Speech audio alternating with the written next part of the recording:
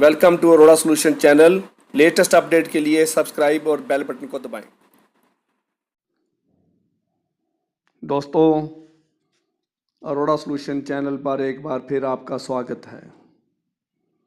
आज की वीडियो मैं काफ़ी लोगों की डिमांड पर लेके आया हूँ, क्योंकि जनरल तौर पर मैं बैंकिंग पर वीडियो डालता हूँ। Banking rules and regulation, banking deposit scheme, banking loan schemes, banking veg revision, banking staff matters, इसी के ऊपर मैं वीडियोस डालता आ रहा हूँ। पर काफ़ी लोगों के कमेंट्स आए हैं, बैंकर्स के भी और नॉन बैंकर्स के भी कमेंट्स आए हैं कि आप कर्ज वसूली पर भी कोई वीडियो बनाएं। इंडिविजुअल फाइनेंसिंग कर चुके हैं, किसी दोस्त को, पड़ोसी को, रिश्तेदार को पैसा उधार दे चुके हैं और वो पैसा वापस नहीं आ रहा है। तो क्या हमारे पास लीगल रेमेडी, क्या कानूनी तरीके से हम पैसे वापस ले सकते हैं? कैसे हम उसकी रिकवरी कर सकते हैं? क्योंकि जो बारोवर है, जो पैसे ले गया है, वो मना कर रहा है, वह हाथ जोड़ रहा है, मेरे पास पैसे नहीं हैं, मैं कंगाल हो चुका हूँ, मेरा बिजनेस फेल हो चुका है, जो मेरे घर में बीमारी आ गई है, जो मेरे घर में किसी की मौत हो गई है, तो मेरे पास अब पैसा नहीं है और मैं आपको पैसा वापस नहीं कर सकता। या दूसरे तरीके से वो झूठ बोल कर के मैं आगे अगले महीने दे दूंगा, अगले महीने दे दूंगा, अगली डेट पर दे दूंगा, तो वो नहीं मान रहा। सोशल प्रेशर उसके ऊपर डाल दिया है, रिश्तेदारों का, कॉलोनी का, आसपास मोहल्ले का प्रेशर डाल दिया है, लेकिन वो बेशर्म हो चुका है और पैसे नहीं दे रहा है। तो ऐसे हालत में कानूनी रेमेडी क्या है, तो उसके बारे में आज हम इस वीडियो में चर्चा करेंगे। क्योंकि रेमेडीज़ बहुत हैं, लाभ बहुत हैं, लेकिन वीडियो लंबी हो जाएगी, इसलिए मैं बहुत शॉर्टकट चलूँगा कि बाद में फिर ये कमेंट्स आ जाते हैं कि इतना लंबा खींच दिया। ये टॉपिक बहुत लंबा है, पर इसमें आज हम देखिए, फाइनेंसिंग कई तरह की है। इन्वेस्टमेंट कर देते हैं, शेयर मार्केट में पैसा लगा देते हैं, बिल्डिंग कंस्ट्रक्शन में हम किसी के साथ ज़बानी पार्टनर बन जाते हैं कि तुम इस प्लाट के ऊपर कोठी खड़ी कर दो, 5 लाख मैं डाल दूंगा, 5 लाख आप डाल दो, तो उस केस में मैं इतने पैसे ले लूँगा, मुझे 4 महीने के अंदर पैसा वो कोठी बेच के वापस कर देना। फार्मिंग में भी हम मशरूम की खेती करने में भी पैसा लगा देते हैं। तो ऐसे ऐसे कई जगह पर हम इन्वेस्टमेंट करते हैं। लेकिन चिट फंड कंपनी में भी हम पैसा लगा देते हैं कि इतने पैसे लगाओगे, 20,000 लगाओगे तो 6 साल के बाद आपको 80,000 मिल जाएगा। तो ऐसे ऐसे चीज़ें हम लगा देते हैं। तो कई तरह की फाइनेंसिंग होती है, लेकिन आज हम इस वीडियो में बात करेंगे इंडिविजुअल फाइनेंसिंग की। सिर्फ एक ही टॉपिक को हम टच करेंगे, इंडिविजुअल फाइनेंसिंग, जो कि हम किसी को पैसा उधार दे देते हैं, दुख में, सुख में, खुशी के मौके पर, दुख के मौके पर, बीमारी के मौके पर, अपने यार दोस्त को, रिश्तेदार को, पड़ोसी को, अपने कॉलीग को, ऑफिस में जो काम साथ करता है उसको दे देते हैं, उसकी मदद करके दे देते हैं। लेकिन उससे हम चेक ले लिया, प्रोमिसरी नोट ले लिया और ऊपर नोट पे साइन करवा लिए, या कोई लिखती ले लिया। तो ऐसे केसेस में आज हम केस डील करेंगे चेक वाला। प्रोमिसरी नोट भी वैलिड है, पर नोट पे आपने साइन करवा लिए, 5 रसीदी टिकटें, रेवेन्यू स्टैंप उसके ऊपर लगा दी, 2 विटनेसेस ले ली, 2 गवाहियाँ ले ली हैं, तो वो वैलिड है, उसके बेस पे आप केस लगा सकते हैं। दूसरा है चेक लेना। चेक अगर ले लिया है, अनडेटेड है, बिना अमाउंट के भरा है, उसके साइन हैं और अकाउंट चालू है, तो आप क्या कर सकते हैं कि उसके अगेंस्ट कार्रवाई कर सकते हैं, लीगल रेमेडी है। तो आज हम इंडिविजुअल फाइनेंसिंग की बात ही करेंगे। सिर्फ एक ही टॉपिक को फाइनेंसिंग के जो लोग बहुत दुखी हैं वो है इंडिविजुअल फाइनेंसिंग। क्योंकि मैं कोर्ट में जाकर देखता हूँ कि आजकल स्पेशल कोर्टें बना दी हैं, 2-2, 3-3 कोर्टें, 2-2, 3-3 जज लगा दिए हैं फाइनेंसिंग के केसेस को। आज मैं जाकर देखता हूँ कि सारा दिन कोर्ट में आवाज़ें पड़ रही हैं, ICICI bank, HDFC bank, Ramlal, Shyamlal, Ghanshyam Lal, तो एक दूसरे से पैसे लिए हुए हैं, उधार लेते हैं। ये माहौल बन गया उधार लेने का, उधार लेके आराम से बैठ जाओ। वो दूसरा आदमी दुखी होता रहता है, लेने वाला चक्कर पे चक्कर मारता रहता है, फ़ोन पे फ़ोन करता रहता है। तो इस हालात में परेशान हो जाता है आदमी, दुखी हो जाता है और इतनी टेंशन हो जाती है, सारी फैमिली टेंशन की ग्रिप में आ जाती है, और जिसने पैसा दिया है वो अंदर से रोस्ट हो जाता है। जैसे चिकन तंदूर में रोस्ट होता है वैसे वहाँ से रोस्ट हो जाता है। तो इस हालात में जो लोगों के कमेंट्स आए हैं, तो मैं इस टॉपिक पर वीडियो नहीं बनाना चाहता था क्योंकि मेरा मेन टॉपिक बैंकिंग है, पर इतने कमेंट्स आ गए, इतने लोगों की रिक्वेस्ट आई है कि मैं उसके पर वीडियो बनाने के मजबूर हो गया। तो मुझे आशा है कि इस वीडियो को आगे शेयर भी करोगे। तो सबसे पहले होता है कि रिश्तेदारों को, दोस्तों को जब भी पैसा उधार दें तो उससे पर नोट पे साइन करवाएं, 2 गवाहियाँ डलवा लें, 5 रसीदी टिकटें लगवा लें। उसके बाद अगर चेक दे दिया है आपने तो चेक के ऊपर उसके साइन हैं।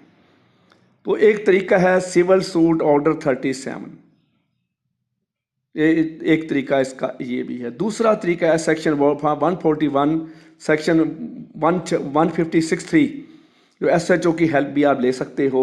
SHO पुलिस के पास भी जाके उनको बता सकते हो कि मेरे साथ ऐसा हुआ है, पर लेकिन आजकल पुलिस बहुत सुनती नहीं है, तो हमें आगे जाना पड़ता है। इसके लिए आप इकोनॉमिक ऑफेंस विंग होता है पुलिस का एक डिपार्टमेंट, उसके पास भी जा सकते हो। वो इकोनॉमिक ऑफेंस विंग को ईमेल डाल के, लेटर लिखकर, चेक देकर उनको तो वो समन भेजते हैं, उनका भी एक तरीका है। आजकल जो लोग ज्योतिषियों के पास भी जाने लगे हैं, बड़े बड़े अचूक उपाय बताए जा रहे हैं, ज्योतिषी दावा करते हैं। यहाँ तक कि बहुत शॉर्टकट मेथड, मेरे को एक कमेंट्स में लिखा आप शॉर्टकट मेथड बताएं कि जल्दी से जल्दी पैसा रिकवर। शॉर्टकट मेथड तो भैया ज्योतिषी का ही है। एक ज्योतिषी ने बताया है कि सुबह उठकर नहाने के बाद 5 बार उस व्यक्ति का नाम लें जिसको आपने पैसा दिया है, और उतनी अमाउंट, जितनी अमाउंट दी है उसको उस रकम को 5 बार बोलें तो 40 दिन के अंदर अंदर पैसा वापस दे देगा। क्या अजीब नुस्खा है, कितना शॉर्टकट है भैया। देखो, इतना शॉर्टकट तो मेरे पास नहीं है। एक और ज्योतिषी ने कहा है कि रात को सोते समय लहसुन की 2 पोरियां सरहाने के नीचे रख लें तो 1 हफ्ते के अंदर अंदर वो आदमी आपको पैसा वापस कर देगा। कितना शॉर्टकट है। ये शॉर्टकट मेरे पास तो नहीं है भाई। इतना शॉर्टकट चाहते हैं 7 दिन के अंदर पैसा वापस आ जाए। अगर पुलिस सुनवाई नहीं करती है तो पेमेंट एंड सेटलमेंट एक्ट जो बना है उसके तहत भी आप कार्रवाई कर सकते हैं। लेकिन आज में हम बात कर रहे हैं सेक्शन 138 नेगोशिएबल इंस्ट्रूमेंट एक्ट। इस नेगोशिएबल इंस्ट्रूमेंट किसको कहते हैं? चेक को, बैंकर चेक को, ड्राफ्ट को। इनको नेगोशिएबल, प्रोमिसरी नोट को भी नेगोशिएबल इंस्ट्रूमेंट कहते हैं। तो नेगोशिएबल इंस्ट्रूमेंट जो है इसके बेस पर आप क्रिमिनल केस लगा सकते हैं सेक्शन 138 के अंदर। इसके लिए आपको क्या करना होगा, चेक में डेट डालो, अमाउंट भरो, पार्टी बारोअर के साइन आपके पास हैं ही हैं, 3 महीने चेक की वैलिडिटी होती है। मान लीजिए 15 मार्च को आपने चेक भरा, 15 मार्च 2019 को तो आप जाके बैंक में लगा दीजिए। तो बैंक में चेक लगाएगा, क्लियरिंग में लगाएगा, तो वो दूसरे दिन इनसफिशिएंट फंड ऑब्जेक्शन के साथ वापस आ जाएगा और आपको bank objection memo, return memo जिसको कहते हैं, आजकल रिटर्न मीमो, ऑब्जेक्शन मीमो ख़त्म हो गया है। आजकल जो इमेज जाता है क्लियरिंग का, आजकल वेबसाइट से वो ऑब्जेक्शन मीमो डाउनलोड करके और बैंक की ब्रांच जिसमें आपने दिया है वो ब्रांच का अकाउंटेंट उसके ऊपर गोल्ड स्टैंप लगा के, बैंक की स्टैंप लगा के आपको वापस कर देगा। पर ध्यान रखिए, ऑब्जेक्शन ये ना हो signature differ, date wrong, cutting required, authentication on cutting required, ऐसा ऑब्जेक्शन ना हो। ऑब्जेक्शन होना चाहिए insufficient fund refer to drawer, उसके पास अकाउंट में, खाते में पैसा नहीं है, तो इस बात का ये ऑब्जेक्शन लगा होना चाहिए। आजकल क्या है, दूसरा तरीका बैंक्स ने और भी निकाला है। मान लीजिए एक आदमी अकाउंट होल्डर है, उसके अकाउंट में 1000 रुपये से ऊपर कभी बैलेंस हुआ ही नहीं है और उस आदमी ने 50,000 का चेक काट दिया और आपने लगाया, उससे पहले 2-3 चेक और भी ऐसे मुड़ गए हैं, तो बैंक उसके ऊपर लाल पेन से लिखता है डिफाल्टर नंबर 1।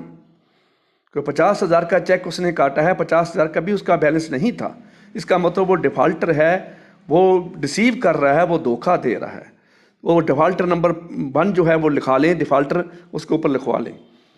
तो उसके बाद क्या होता है कि इनसफिशिएंट फंड का मीमो लेकर आप जाते हैं वकील के पास, वो लीगल नोटिस सेक्शन 138 में वो निकाल देगा। मान लीजिए आज 15 मार्च को चेक रिटर्न हुआ है, 16 मार्च को वो लीगल नोटिस निकालता है बाय रजिस्टर्ड एडी पोस्ट। आजकल दूसरा तरीका है स्पीड पोस्ट, और इंटरनेट का जो पोस्ट ऑफिस का स्पीड पोस्ट का वेबसाइट का प्रिंट है वो कोर्ट केस में लगा दिया जाता है साथ, ताकि पता चल जाए कि हमने इस डेट को इतने टाइम पर स्पीड पोस्ट करी थी, और उसमें डिलीवरी की डेट दिखाई जाती है कि इसने इस दिन पोस्ट ऑफिस ने इस आदमी को डिलीवर कर दिया है। पर रजिस्टर्ड एडी जो है उस पर घर वालों के साइन होते हैं, किस आदमी ने रिसीव किया वो रजिस्टर्ड एडी भी हम कोर्ट के साथ लगाते हैं, लीगल नोटिस की कॉपी भी लगाते हैं, चेक ओरिजिनल लगाते हैं, बैंक का मीमो भी लगाना है। उसके बाद एक और तरीका है, अगर आपके पास वीडियो चैटिंग या व्हाट्सएप चैटिंग या फ़ोन की रिकॉर्डिंग की क्लिपिंग है तो वो भी आप साथ लगा सकते, जिसमें वो एडमिशन कर रहा है, मान रहा है कि मैंने पैसा लिया है। जी आपको जल्दी से जल्दी इसको सहूलत मिल जाएगी।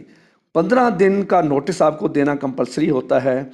उसके बाद क्या करते हैं कि 15 दिन के बाद, रिसीव करने के 15 दिन के बाद, मान लीजिए उसने 19 मार्च को रिसीव किया तो उसके बाद 15 मार्च है, तो 4 अप्रैल को उसके अगेंस्ट 30 डेज़ के अंदर अंदर कोर्ट में सेक्शन 138 के अंदर केस लगाया जा सकता है।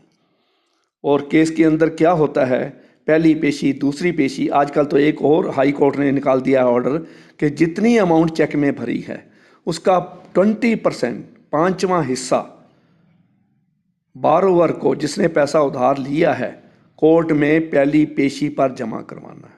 लेकिन अभी ये सभी कोर्टों ने इम्प्लीमेंट नहीं किया है।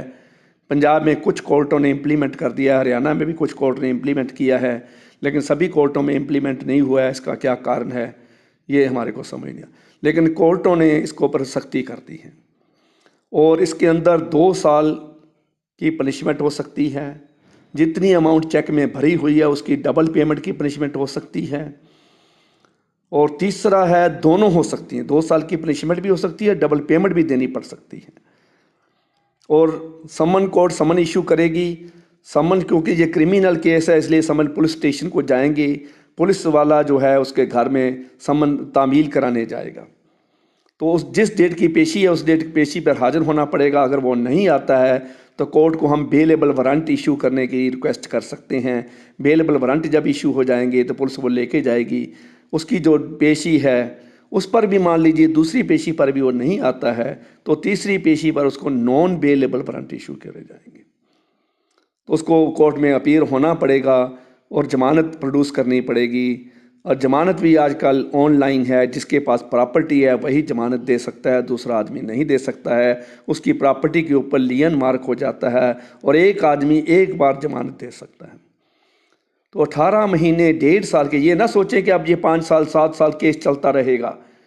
आजकल कानून चेंज हो गया है, नेगोशिएबल इंस्ट्रूमेंट एक्ट अमेंड कर दिया गया है 2017 में, और ये 1.5 साल 18 मंथ्स 18 महीने के अंदर अंदर फाइनेंस का केस का फैसला करना होता है। तो बारोवर आपको पेमेंट करेगा ही करेगा। चेक आपके पास लिखती सबूत है, इससे वो बच नहीं सकता। एक और ध्यान रखना होता है, कई बार वो कहता है कि ये चेक तो मैंने गिफ्ट के लिए दिया था, ये चेक तो मैंने इसके वैसे इसको मैंने दान पुण्य के लिए दे दिया था, इसकी हेल्प करने के लिए दे दिया था, या इसको मैंने लोन देना था, तो उसके केस में आपका केस वीक पड़ जाएगा। अगर आपके पास लेटर है जिस पे आपने लिखा है कि मैं ये चेक इस पैसे उधार के बदले में एज ए सिक्योरिटी दे रहा हूँ, अगर ये रिटर्न नहीं है तो आपके पास आपकी ऑडियो रिकॉर्डिंग हो फ़ोन पर, मोबाइल पर, कि मैं पैसे लिए हैं उसके बदले में मैं चेक लगा रहा हूँ, तो वो कहता है लगा लो, मेरा क्या कर लोगे, तो ये उसकी एडमिशन हो जाती है। इसलिए ऐसे ऐसे तरीके हैं। तो बाकी और बातें हम नेक्स्ट वीडियो में करेंगे कि वो वीडियो बहुत लंबी है और ये टॉपिक बहुत लंबा है। मुझे आशा है कि ये आपको मेन बातें समझ आ गई होंगी, और इस वीडियो को ज़्यादा से ज़्यादा शेयर करें। तो अगर लाखों करोड़ों फैमिली हिंदुस्तान की पर्सनल फाइनेंसिंग, इंडिविजुअल फाइनेंसिंग में दुखी हैं, पैसा उधार दे चुके हैं, रिश्तेदारी ख़त्म हो चुकी है, दोस्ती ख़त्म हो चुकी है, पड़ोसी का नाता ख़त्म हो चुका है और पैसा वापस नहीं आ रहा है, और पैसा जिसने दिया है उसने बेटी की शादी करनी है, उसने कोई कर्जा उतारना है, मकान बनाना है, और वो पैसे मांग रहा है और वो देने वाला दे नहीं रहा। तो इसलिए दुखी लोगों के साथ ये वीडियो शेयर करें ताकि उनको लीगल रेमेडी मिल जाए। किसी ज्योतिषी के पास जाने की ज़रूरत नहीं है, ज्योतिषी आपको और चक्कर में डाल देगा और परेशान कर देगा। तो कानूनी जो है इसका उपाय यही है, कानून की सहायता लें। तो आगे मैं और भी वीडियो में आपको कई और तरीके बताऊंगा पैसा रिकवर करने के, बहुत तरीके हैं। तो इसलिए इस वीडियो को ज़्यादा से ज़्यादा शेयर करें और लाल रंग का सब्सक्राइब का बटन है, इसे ज़रूर दबाएं ताकि आप अरोड़ा सॉल्यूशन चैनल के साथ जुड़ जाएं। जब भी मैं वीडियो डालूंगा तो आपको नोटिफिकेशन आएगी, तो आप अपडेट रहेंगे। Thank you very much.